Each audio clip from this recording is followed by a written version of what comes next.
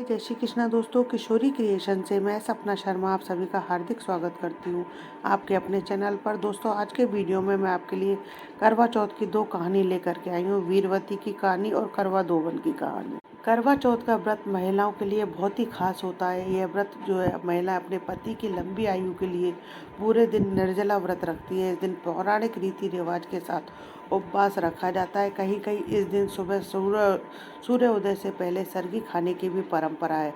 सरगी सुबह सवेरे ही खा ली जाती है।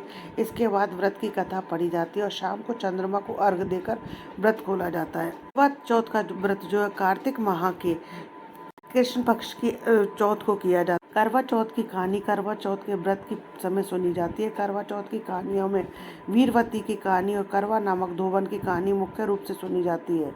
आज के वीडियो में मैं आपके लिए दोनों कहानियां लेकर के आई हूँ। माना जाता है कि कहानी सुनने और सुनाने से व्रत का पूरा फल मिलता है। आइए सुनते हैं करवा चौथ की पहली कहानी, वीरवती की कहानी। बहुत समय पहले की बात है। वीरवती नाम की एक राजकुमारी थी। जब वह बड़ी हुई तो उसकी शादी एक राजा से हुई। वह शिव जी और माता पार्वती जी की बहुत बड़ी भक्त थी।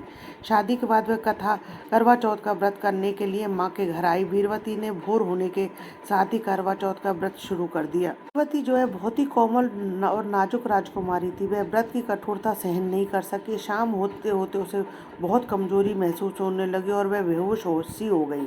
उसके 7 भाई थे और उसका बहुत ध्यान रखते थे सातों भाई उसका। उन्होंने जब उसकी तकलीफ देखकर उसका व्रत तोड़वा देना ही ठीक समझा। उसके 7 भाई थे और सातों भाई उसका बहुत ध्यान रखते थे। जब उन्होंने अपनी बहन को तकलीफ में देखा तो उन्होंने सोचा कि इसका व्रत तोड़वा देना चाहिए।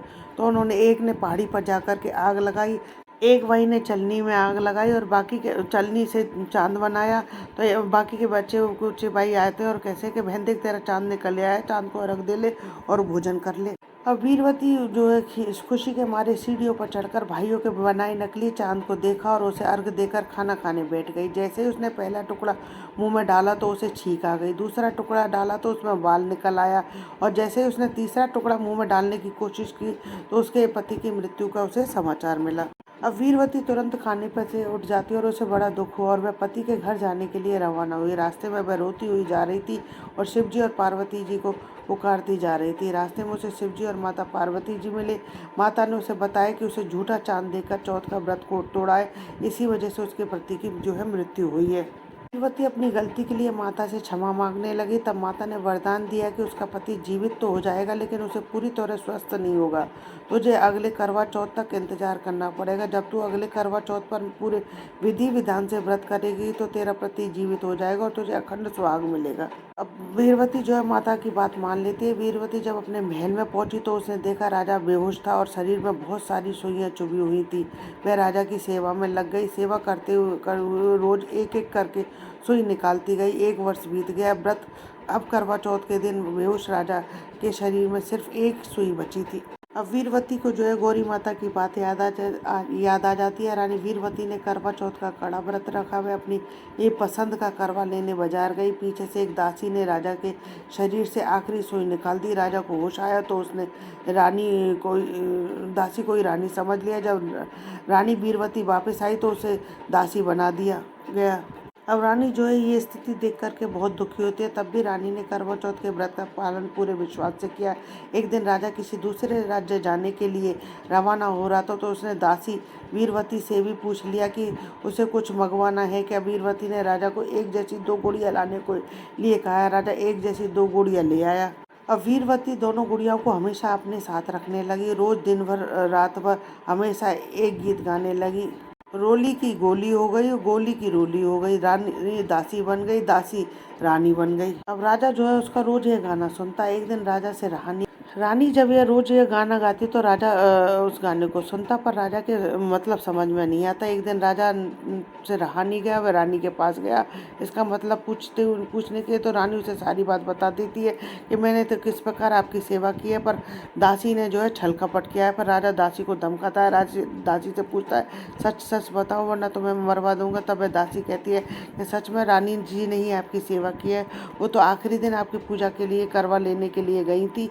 आपके लिए उन्होंने व्रत रखा था तो उसी दिन मैंने छल कपट से वो सुई निकाल ली और आपने मेरे को रानी समझ लिया।